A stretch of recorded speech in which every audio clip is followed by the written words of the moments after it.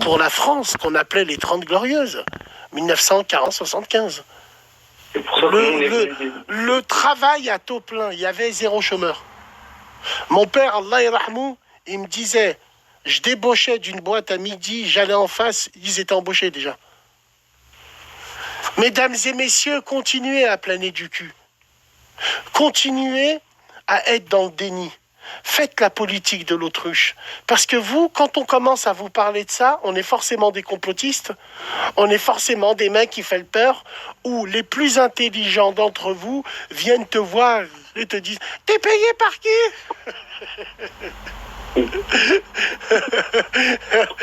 Ces gens-là, leur mère, elle a snap avec ma eyes on me. C'est eux qui viennent et qui te disent « T'es payé par qui ?» Ceux qui ont de la boue à la place du cerveau. Donc, ce que je te dis, wallah l'azim, mon frère, c'est très sérieux. Arrivé à un moment, il faut qu'on se pose par terre. Où sont les intérêts de la France, ne serait-ce que dans les colonies, ou ne serait-ce que dans l'histoire, pour aller bouger pour l'Estonie, la Lituanie et la Lettonie, ce qu'on appelle les pays baltes. Qu'est-ce qu'on sent des pays baltes? Macron s'est mis en position de chef de l'Europe contre la Russie. Il la veut, cette guerre contre la Russie, parce que ça va faire travailler plein de gens. Et si le peuple se révolte, nous allons lancer le Covid-2. Coucher, pas bouger. Assis-toi pour boire le café. Assis-toi, je t'ai dit, boire le café. Voilà. Maintenant, on va nous demander de prêter de l'argent, nous, à l'État. Tu sais, c'est nous, hein, j'ai envie de te dire, Zokti aérienne ou Fidou Khatem, tu sais, c'est nous qui allons prêter de l'argent, nous, à l'État. Alors que l'État, c'est le plus grand des voleurs. Donc, on va prêter de l'argent à l'État. Avec un geste citoyen, on va leur prêter de l'argent. Prêtez-nous du livret A un petit peu, on va vous rembourser, vous inquiétez pas. L'État va se transformer en Serge Benamou. Serge, quand tu dis tu veux gagner de l'argent, t'es mort. Il va. Serge Benamou. Mais mets ton masque, on veut pas t'entendre. Sinon, on coupe tes vivres. C'est pour ça que, mon frère, je le dis la main sur le cœur, les travailleurs comme vous, pour protéger vos intérêts, pour défendre votre système, pour défendre votre croûte, l'histoire se répète toujours. Il faudra des victimes. Il faudra de la perte humaine.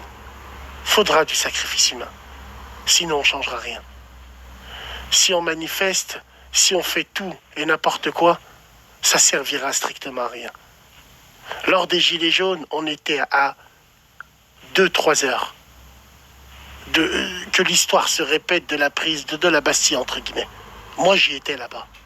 Quand j'ai vu la grue qui allait défoncer les grilles de l'Élysée. N'importe quoi, les Gilets jaunes. Mais les gars, quand vous dites faut se réveiller, mais vous comprenez pas ce qu'on vous dit. Se réveiller, ça va être quoi pour vous? Pour se réveiller, faudra...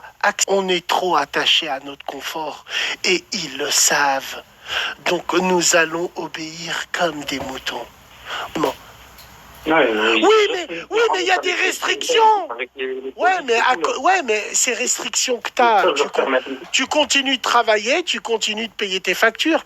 Mais tous les gens, les utopistes qui pensent qu'ils vont arrêter le plan du diable, soyez conscients qu'il faudra abandonner vos enfants, vos maisons, la vie de tous les jours, pour que les choses changent. Est-ce qu'on est prêt à ça? On n'est pas prêt. On n'a pas de Wi-Fi, on commence à transpirer. Ah ouais. On est fait à ça. Déjà, une panne Bouygues Télécom, on est en stress. Donc, imagine... C'est pour ça que je t'ai dit, les gens, ils soupçonnent pas. Wallahi l'azim, les gens, ils ne soupçonnent pas tous les plans sociaux qui risquent d'arriver, frérot. Mais ouais, mais frérot, Fares, tu rentres au bled. D'accord, Fares. Ok, mon frère. Maintenant, j'ai une vraie question à vous poser. Vous rentrez au bled, bande d'opportunistes, parce que vous rentrez au bled que quand c'est la merde. Chez Mama France, hein? Nous, les Maghrébins, on rentre au bled que quand c'est la merde, ou quand il y a un enterrement, ou quand on transporte un peu de drogue. On rentre jamais au bled pour investir, nous, non. Tu vas rentrer au bled, d'accord. Mais est-ce que tu es capable de vivre comme au bled? Tu mens, t'es un menteur. Vous êtes capable de vivre comme au bled parce que vous savez que vous avez toujours la possibilité de rentrer en France. Demain, vous savez que vous ne pouvez pas rentrer en France. Wallahi l'azim, vous serez incapable de vivre au bled. Vous n'avez pas les habitudes du bled. Vous ne connaissez pas l'administration du bled. Tu vas voir l'administration, tu vas lui dire, elle est où ma carte vitale? Ils vont te mettre une gifle. Même au bled, Tu vas prendre des médicaments à la pharmacie et qui va te mettre une gifle. Vous rigolez. On n'est pas habitué à ça. On est des enfants du Club Dorothée. On est des enfants des Madeleines et des 4 quarts. Les gens, ils vont faire les Warriors 1 mois, 2 mois. Wallah, ils vont vite revenir ici en rampant. Je te le dis, moi, je te le dis. Wallah, frérot. Mais bon, on verra ce que ça donne. En tout cas, j'ai pas envie. Les gens, ils disent, tu fais peur, tu si. Non, les gars, c'est la réalité. Tu sens que toi, il y a une baisse d'activité un peu Mon au frère, travail? en décembre, ils ont viré 250 intérimaires. Du jour au lendemain. Putain, du jour au lendemain? Du jour au lendemain. 250 intérimaires. Il reste plus un intérimaire chez vous, là? Il ne reste plus un intérimaire. Extraordinaire. Je l'ai vu chez Renault Trucks. Ils en ont gardé, on va dire, 5%. Ah ouais. Ah, ouais. C'est chaud, hein? Ouais. C'est chaud. Toi, t'es embauché depuis combien de temps là-bas, l'ami? Moi, ça fait 1 an, là. Ça fait 1 an. De quelle origine t'es, Rouya? Moi, je suis algérien, frérot. D'accord. Et on est bien là-bas, tu travailles en quoi, frérot? En 3-8, en quoi? Là, je suis en SD. Samedi, dimanche. Ouais, c'est bien. Franchement, je suis bien. Tu fais 12-12. Voilà. Niveau travail, on est bien. Mais ça fait peur, tu vois. Même les gens, ils disent, hein, les gens qui sont avec nous et tout, tous les embauchés, ils ont peur. Parce qu'en fait, c'est déjà, ils ont été repris de Stellantis pour... Attends, excuse-moi. En parlant de Stellantis, on me dit Peugeot, il n'y a aucun intérim. Même à Peugeot, il n'y a aucun intérimaire. Oh, c'est chaud.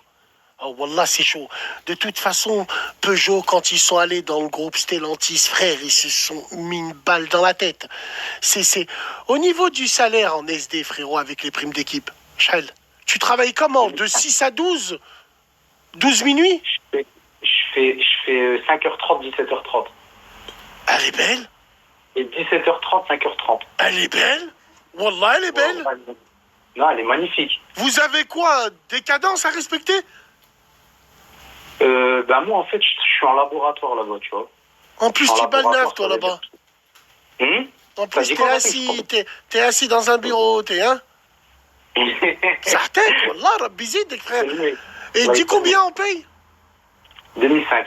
Elle est belle. Wallah, elle est belle. Ordinateur et tout? Ordinateur. Un petit kawa et tout? Voilà, machine à café dans le labo. Aïe. Psaha, frère. Wallah, psaha. Franchement, j'ai pas à me plaindre. C'est ce que je dis, c'est ce que j'ai toujours dit, j'ai pas à me plaindre. Mais c'est juste que c'est le futur, moi, qui me fait peur. Tu vois ce que je veux dire? C'est quoi, frère? Wallah l'azim. Wallah l'azim, les frères, j'aimerais lancer un débat avec vous pour de vrai. Celui-là, on est mardi, hier, j'ai pas fait radio. Bon, je sais pas, je verrai si je ferai radio ou pas. Mais moi, j'ai un vrai débat à poser. Les frères, est-ce que ça vaut le coup? J'avais ce débat là cet après-midi. Est-ce que pour vous, ça vaut le coup d'avoir une vie à l'usine, bien rangée, mais tu pètes pas plus haut que ton cul, ou d'avoir un commerce à lui, avec tous les avantages et les inconvénients qui vont avec? Est-ce que ça vaut le coup de souffrir et de travailler pour lui? Ou est-ce que des fois ça vaut le coup d'être planqué, d'attendre sa retraite, de prendre une grosse retraite? Wallah, je suis sérieux quand je dis ça. Moi, franchement, dans mes conditions, je préfère être comme ça d'avoir ma société. Après, il y en a, ils me disent, mais ça dépend la paye basse. Non, il y a des mecs comme le frère, quand il pointe, quand il a fini, quand il débauche, et il y a un problème, c'est l'équipe d'après qui se démerde. C'est ça. C'est ça. Il rentre chez lui, On il m'appelle se pas. démerde. Rappelle-moi, j'entendais que ce mot. Je pars en vacances, là, il se démerde. Philippe, je pars en vacances, moi, ce soir, là, il se démerde. Tu vois. Donc, et il y en a, est-ce que ça vaut le coup d'avoir son entreprise? Est-ce que ça vaut le coup de ne pas avoir une vie? Quand je dis pas d'ouvrier, mais une vie de quelqu'un dans une crèmerie, dans une entreprise, avec un salaire fixe, avec une retraite, pour l'instant, entre guillemets, assurée, avec que d'être comme mon père, Allah yarhamou, d'avoir une entreprise toute sa vie, 400 € de retraite à la fin. 400 balles. Son frère en 72, il lui a dit, viens travailler chez Berlier. Il lui a dit non. Son frère, il a une retraite à 1400 boules. Mon pape, 400 boules. Wallah l'azim, c'est réel. Merci frérot de nous avoir appelés. Prends soin de toi, Rabbi Hafdek. Salam alaikum frérot. Depuis novembre, il n'y a pas d'intérim. Non, mais les gars, il faut parler de ça. Vous en pensez quoi? D'avoir une vie bien rangée ou de regretter de ne pas avoir investi? Vous en pensez quoi, les frères? Ouais, ça dépend pour qui. Je suis d'accord avec toi aussi. Allô? Allô?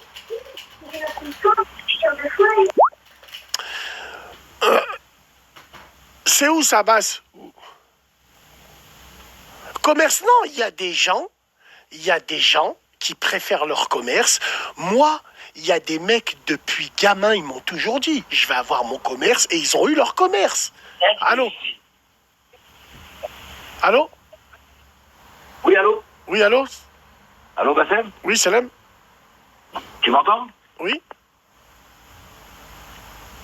Oui, je t'entends. Allô, Bassem, je t'ai écouté l'autre fois, la dernière émission, je suis un enfant des Manguettes. Je t'écoute beaucoup, frérot. Voilà, je suis d'accord avec toi sur beaucoup de choses. Est-ce que tu peux parler plus fort un petit peu, frérot? En plus, on est en décalé. Aïchik, évite de regarder la radio quand on est en décalé, frérot. Parle au téléphone, ne parle pas à ton écran. Ok. Allez. Donc, je t'ai suivi l'autre fois sur les footballeurs des Manguettes. Ouais. Je suis un enfant des Manguettes, Bassem. Je te connais bien, Wallah. Ouais. Je te suis beaucoup, je t'aime beaucoup, Wallah, l'Arabie. En fait, moi, je suis de la génération de toi. T'es la génération Toi, t'es la génération qui est au-dessus de moi. Ok. De Sahbi, Walid. Sahbi, de la pire. Non, Léo. Ah, t'es de la génération à Sahbi Difala et tout, donc tu es un grand, Voilà, frérot. Sahbi, Bush, Sahbi, Bush et voilà. tout. Ah, ya Hasra. Putain. Sahbi, Bush, Poy. Il y avait Poy. Il y avait Amar Ben Amar. Il y avait, oh là là là là là là. Karim Ben Salah. Ah là là. Les grands qui faisaient du rugby. Ils jouaient dans une équipe à 13 avec un Rachid Echiche. Il est deck là. Un mec comme ça. Eh ouais, il jouait à l'époque en rugby à 13. Wallah, c'est vrai. Oui, frérot, je t'écoute donc. Donc, je te disais, tu parlais des footballeurs à l'époque, des Manguettes. Ouais. Voilà, je vais te parler de ça, frérot. Voilà, je te parle des footballeurs des années 80. Ouais. Donc, tu parlais de Louis, Halim. Il y en avait un, frérot. J'en ai oublié un. Stop. J'en ai oublié un. Ouais. Et tu vas me dire si je me trompe. Et on m'a dit que c'était Diego Maradona. Samir Bounacheda. Wallah, mon frère. Le frère Amédi. Le fer à bébé. Le frère, ouais. Samir Bounacheda. Un numéro 9, frérot. À ce qui paraît, Starfallah. Je l'ai jamais vu jouer et c'est bizarre. Et je sais pas à quoi il ressemble. C'est un ami à moi. Il joue avec les vétérans à Pierre Bénite maintenant. Il joue en vétéran avec... Ah bah putain. On m'a dit que c'était... on m'a dit qu'il était excellentissime. Frérot, mais bon, frérot, on en a toujours un comme ça au quartier. C'est Ronaldo, mais il finit par vendre du renouf. Bassem. Ouais. Bassem. Ils avaient une génération, frérot. Je te sors toute l'équipe, frère. Wallah l'Azim. Samir Bounechada, Malek Amani, Lamine Madjet. T'as connu Lamine? Lamine Maté? Non. Lamine Madjet. Lamine Madjet, oui. Ouh là là, oui. À Guignon, il est parti jouer à Guignon. Avec Paco Bandera, Ali Boumnigel. Ali Boumnigel. Attends, bouge pas. un jour, il faut que je te dise un secret, bah après je pars. À l'époque, j'étais tellement bon au foot que, vu que le week-end, je voulais tout le temps jouer au foot, j'enquillais de partout. Là où il y avait des sélections, j'y allais. Et un jour, je me suis fait passer pour un Algérien. Juste pour pouvoir faire des sélections algériennes à Gerland, sur le terrain numéro 10. Et je me rappelle... Attends, avec qui? Karim Kerkar. Qui joue à où, là? Rachid Benayen. Frère, je me rappelle. Oui, je me rappelle, j'avais enquis au 3e tour. Et à la fin, je leur ai avoué. Je suis un Tounsi et tout. Ils m'ont insulté, c'était à l'époque. Wallah. Karim Kerkar, qui c'est qui s'en rappelle? Il jouait au Havre et tout. Bref, frère, merci beaucoup, Smahni, de nous avoir appelés, frérot. On a du monde. Oh, t'entends mal en plus, frérot. Donc, excuse-moi. Excuse-moi, frérot. Voilà. Karim Kerkar, c'est mon bof. Eh ben, wallah, dis-toi bien, Karim Kerkar, je me rappelle très bien de lui. Ouais, souvenir. Ya Hassara, putain, c'était bon ça à l'époque. Comment ils s'appelaient, les frères? Il y avait des frères à la Duchère aussi, ils étaient bons, ils étaient très bons. Ils s'appellent comment? Algériens, il y avait Farid, il y avait Ali. Je me rappelle plus du nom de famille. Ceux du quartier, de la Duche, là, qui sont branchés avec nous, rappelez-moi, là, les grands frères, là. Ils s'appelaient comment? Non. Dès que je vais voir le nom, je vais le comprendre direct. C'est bon, tu prends ou c'est moi qui prends? Ali Boif. Mais non, Karim Kerkar, pas 4 quarts, il est con. Karim Kerkar. Non, pas Senoussi. Non. Pas Senoussi. Non, frérot. Non. Mais non, Karim. Allô? Ah, autant pour moi. Non, comment ils s'appelaient? Comment ils s'appelaient, ces frères-là qui habitent à la Duchère, des grands? Ali. Allô? Allô? Allô? Oui, Salam? Allô? Oui, Salam? Ça va? Je voulais te parler d'un truc, Bassem. Ouais, tu peux couper le son, s'il te plaît, on entend mal. C'est bon, j'ai coupé, mon gros. Impeccable. Je t'écoute. Moi, j'ai te parler d'un truc, c'est qu'il arrive pas d'arrêter la bédave. C'est quoi la bédave? La fume? Ouais. Ceux qui arrivent pas à arrêter? T'as capté? Ah, ouais. C'est compliqué, hein. Ouais. Et je voulais te parler d'un autre truc aussi. Je suis pas d'accord avec toi. T'es pas d'accord par rapport à quoi? Quand t'étais à New York. Sur quoi? Tu disais que les gros, ils étaient pauvres là-bas. Et j'avais pas compris le pourquoi du comment. Tu comprends pas ce que je veux dire? T'as tout compris? Ok, d'accord. Bon, bah écoute.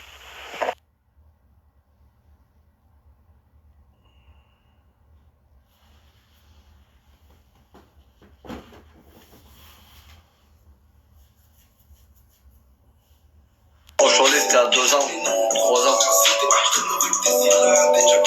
Nul.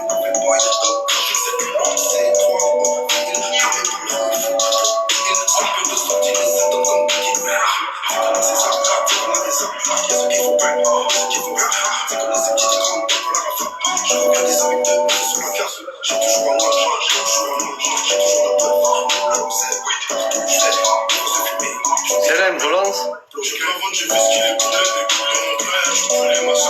Non, gagné aussi.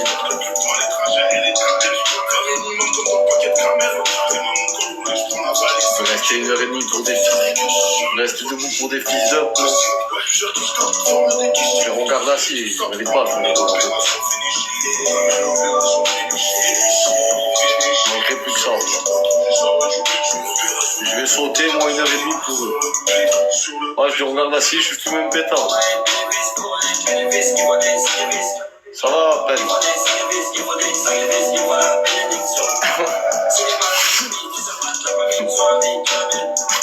Nadia!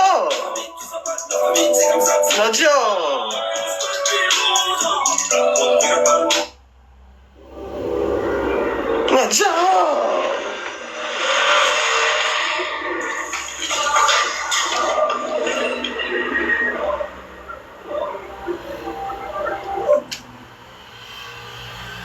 Vous souhaitez Philippe Baristina.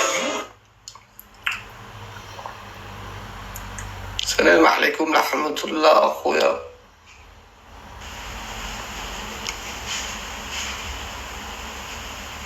Il est en plein match, mon nom.